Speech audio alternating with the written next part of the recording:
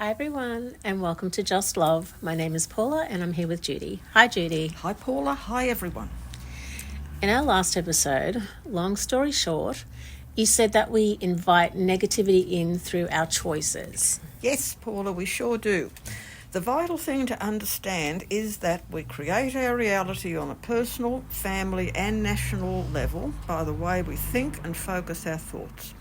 Okay, we can't individually control this on a national level as we're stuck with whatever leader has been voted in, which is how the national level operates.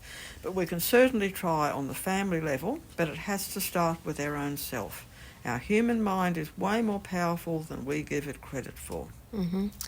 So Earth is a polarized planet, meaning that there is good and there is not so good. You said that we are protected from other negative dimensional beings from other level 1 planets. Can you expand a little bit more on that? Okay, here I'll just explain briefly about Earth being a level 1 planet. Our Grey family gave us a teaching many years ago on what they call the human ladder, which is a universal cycle of 10 expanding levels of conscious awareness through which we evolve. It actually represents our higher soul self because in the greater reality we're experiencing lives on all levels at once. But for most of us here on Earth, we're consciously focused on level 1, which means we can access approximately 10% of our potential conscious awareness. This is intrinsically linked into our amount of active DNA. Our evolution up through the ladder is a path of self-realization. There are a number of other level 1 planets in the universe. Most of them are quite polarized because of the limited amount of conscious awareness experienced by their civilizations. Some are even less evolved than Earth plane humanity. For this reason, we are protected from invasion by them, so no negative ETs are coming here. However, and this is a big however, we are still open to invasion from lower dimensional beings. The reason is all dimensions are right here, right now, and we attract experiences through our mind focus and thought processes. So, in other words, if we firmly believe that negative ETs are invading Earth, then we'll attract negative lower dimensional Earth plane energies into our reality. The reptarians that are causing problems here are not ETs, they're lower dimensional Earth plane beings. So if we firmly believe that negative ETs are invading Earth, then we'll attract negative lower dimensional Earth plane energies into our reality. But they are Earth plane beings from right here. So in other words, they're reptarians, not extraterrestrials from outside of Earth. I just wanted to repeat that because it's a bit confusing. I know. Yes, they'll either be reptarians or PLFs, the programmed life forms that have been created down here as part of the military abduction program, which the reptarians are firmly behind. So Earth has different dimensions such as the inner Earth and the reptarians operate on all of these dimensions. Yes, they're based in what people call the inner Earth, which is partly physical, but is mostly interdimensional. At the same time, some of them are operating in our 3D reality through Earth's human bodies. Okay. So the reptarians are a negative force on Earth and on other dimensions such as the inner Earth. Are there any other negative forces that you're aware of? Oh, there'd definitely be other such thought forms as well. With all the alcohol, drug addiction, etc., along with all the aggression and xenophobia and warmongering that goes on here on Earth.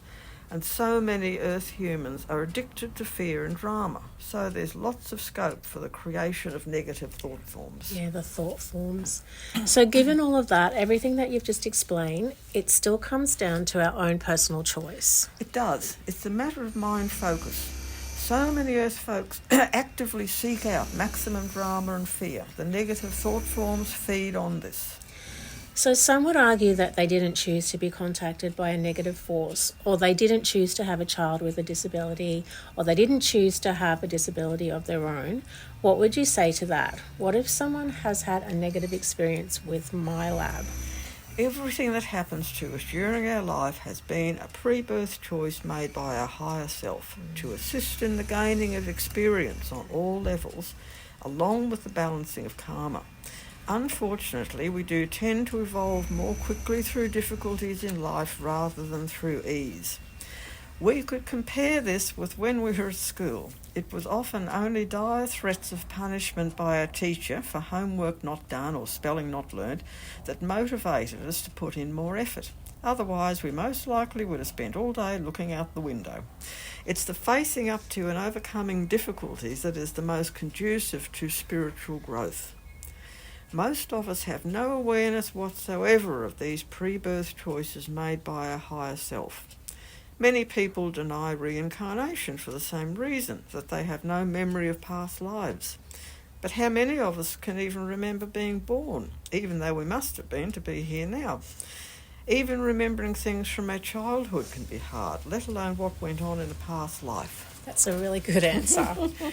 So, Judy, I wanted to address something from Courtney Brown's interview that we discussed in episode 147, where he said that the light that we are attracted to once we cross over is some form of technology. So if we have a pre-life plan for our soul's growth, this doesn't really make sense. Yes, well, this was one of the things that I found rather questionable with Lawrence Spencer's alien interview book. My feeling is that the fear that this idea would cause would be more likely to trap us than any light we might see as we pass over. This is the reason why I wrote my book, Interview with an Alien, to deal with all the fear-mongering disinformation put out by the original book. I sense that the alien interview book is basically true, but the information given by L, the ET, has been tampered with before being sent to Lawrence Spencer. As he says right at the beginning, he never met the military nurse, Matilda McElroy, who sent the information to him, and she's never been traced, so he clearly admits that he doesn't know how reliable the information is. Even all the info being put out about Earth being a prison planet, yes, up to a point, but I think of it more as a school planet, because all that traps us here and keeps pulling us back is fear, and the way our mind and consciousness has been controlled through religion. Once we can open up more of our conscious awareness and move past the confines and glass ceiling of religion, we can then evolve to a deeper state of spirituality, which will enable us to move on. The denial of reincarnation by religion is yet another trap, because if we don't know about or accept reincarnation, then we can't consciously access it and evolve spiritually. To quote author and ET contact experiencer Whitley Strieber, the bottom line about reincarnation is this: if you don't believe in it, then you have no chance of ever escaping the cycle of reincarnation. And perhaps that is the purpose behind the Church's denial. The Church is not an engine of resurrection at all, but an engine of soul entrapment. As far as I could see, much of the information in the alien interview book would just add to the fear. I've heard this from a number of people who've read it. This is why I was urged to write a commentary on it, to translate more clearly what the ET was trying to get across telepathically. Yeah, okay. So, Judy, can you talk more about Earth being a prison planet where we just keep getting recycled and not evolving? Courtney Brown mentions this in his interview as well. What we need to understand is that there are two levels of reality here. We can think of Earth as being a prison planet if we're very caught up in a religion that denies reincarnation. Jesus taught about it, but it was very carefully removed from church doctrine several hundred years after the crucifixion, when so much of Jesus' teachings were removed or significantly altered. Jesus came here to empower humanity, which the planetary controllers did not want. They wanted to retain their control over us through governments and religion, which is still happening to this day. Reincarnation is very necessary for our spiritual evolution. There is no way we could possibly open up to our full potential conscious awareness in one single lifetime. This concept is totally ludicrous and extremely disempowering. We need to experience multiple lives on a planet such as Earth to enable us to experience many different cultures, belief systems, etc. This in turn assists us to open up to the concept of oneness. Thus, Earth is a wonderful school planet. It only becomes a prison planet if the understanding of reincarnation is denied to us through religion. This has the effect of blocking our understanding of oneness, And as Whitley Strieber says, religion then becomes an engine of soul entrapment. Yeah.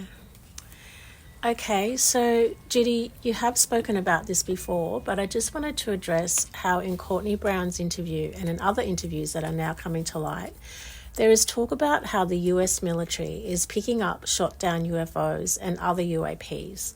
So it would seem that if they are genuine ETs, then obviously they have the know-how not to get shot down. So can you talk to us about why all of this is happening right here and right now? Yes, Paula. I talk about this at length in my ET Presence on Earth book in connection with the Roswell crash. Things are rapidly reaching a point on Earth where we will either evolve to level 2 of the human ladder or we will destroy the planet, which is the last thing that the ETs want to see happening. Yes, we would all get the chance to reincarnate again, but the destruction of a planet sends waves of negative energy throughout the solar system, galaxy and universe, because in reality it is all one. This most especially applies if the destruction is brought about by nuclear energy. This is why the ETs are showing up more and more and planning to make their presence known. This can only be done by them showing themselves in 3D reality, which is the highest dimension that most Earth human senses can pick up on. With the level of xenophobic fear on Earth, they run a big risk of being shot down. Certain Earth human political leaders are even quite xenophobic about so-called illegal aliens just coming in from another country. So, of course, their reaction to people coming from other planets and or dimensions takes the fear up another notch. The ETs know clearly that they are not their physical body. This is why the Greys use the term container for their body. It's simply a container for the soul, which is the real them. They are fully and consciously aware of the fact that they are immortal spiritual beings.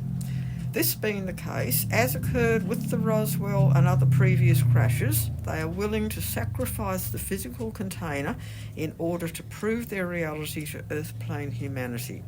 On the higher soul level, these crashes are being allowed to happen. Just lately too, some claims are being made that such crashes are not happening because the ETs are of a much higher dimensional frequency and that they don't work through physical forms and physical ships that can crash. The ones making these claims do not understand that the ETs have complete control over the vibrational frequency on which they're operating. Yes, they are from much higher non-physical frequencies, but they can lower their frequency to whatever level is required for the work they're carrying out. They can operate as 3D physical beings if they need to. This is the secret behind off-planet technology, the complete control of frequency at the molecular level. Ooh. So, if you'd like to read more about all of this, my books are available from Amazon and can be accessed through links on my website listed below. They are Human by Day, Zeta by Night, followed by the Zeta Message, then Extraterrestrial Presence on Earth, Lessons in History, and my two most recent books, both Kindle editions, and both also available in German, An Interview with an Alien, Comments by an Undercover ET, and Cosmic Spirituality, Blending Religion and Science in Oneness from an Off-Planet Perspective. Thanks, Jude, and thanks everyone for listening. Please share, like and subscribe. Sending you all much love, and bye for now.